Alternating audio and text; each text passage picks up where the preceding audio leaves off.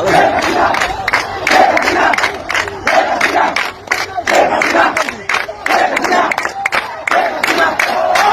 যেভাবে বঙ্গবন্ধু শেখ মুজিবুর রহমানের ভাস্কর্যগুলো ভাঙা হয়েছে, 32 নম্বর প্রয়ায় দেওয়া হয়েছে, সারা বাংলাদেশের সব জায়গায় যেভাবে মানুষ মারা হয়েছে, আপনি দেখেন এনসিপি যারা নেতাকর্মী যারা আছে গোপালগঞ্জের জায়গায় কি অবস্থা হয়ে আসছে ওদের, আর্মি ট্যাঙ্কে ভাই পলায় আসছে এনসিপির নেতাকর্মীরা, বিএনপির মার খেয়ে কক্সবাজার থেকে চলে আসলো। কিছুদিন যাক, এর আস্তে আস্তে বাংলাদেশের প্রত্যেকটা জায়গা সব জায়গায় মার খাবে, এরা সব জায়গায় ট্যাঙ্কি করে এদের পলাইতে হবে এনসিপি দেরকে। এরা তো বৈষম্য দূর করার জন্য আসছিল না, এরা সো এরা যখন বৈষম্য করতেছে দেশে, তাহলে এদেরকে পলাইতে হবে না? ডেফিনেটলি পলাইতে হবে। বৈষম্য বিরোধী প্ল্যাটফর্মে যারা যারা আছে সবাই তো বৈষম্যমূলক কাজ করতেছে। যারা আন্দোলনে আহত হয়েছিল চক্ষু হসপিটাল যায়, তারা 1 বছর পর্যন্ত দখল দায়িত্ব করে থাকতেছে তারা। বর্তমানে যারা নাহিদ ইসলাম আছে এবং যারা সমন্বয়করা আছে, এরা পুরা দেশটা কিভাবে চাঁদাবাজি করতেছে, নাম হইতেছে যে বিএনপি চাঁদাবাজি করতেছে। দেখা গেল কি আসিফ মাহমুদের পিএস চাঁদাবাজি করছে, নাহিদ ইসলামের পিএস চাঁদাবাজি করতেছে, সমস্ত নিউজ হইতেছে। এখন হচ্ছে বাংলাদেশের চাঁদাবাজি আরো কয়েক গুণ বাড়ছে। স্বাধীন করিয়ে মনে করেন আজকে বাংলাদেশকে ধ্বংস করে দিল এরা। আগে যে সরকার ছিল শেখ হাসিনা, উনি যেভাবে দেশ নিয়ন্ত্রণ করে গেছে, আর মনে হয় বাংলাদেশে কোনো সরকার জন্ম হবো কিনা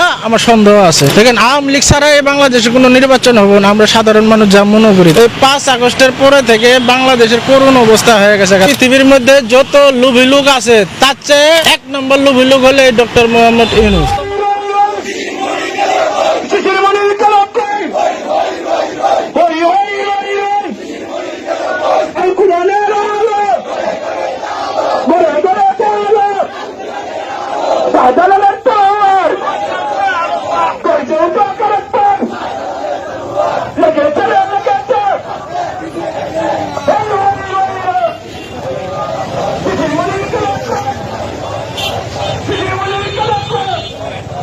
আগে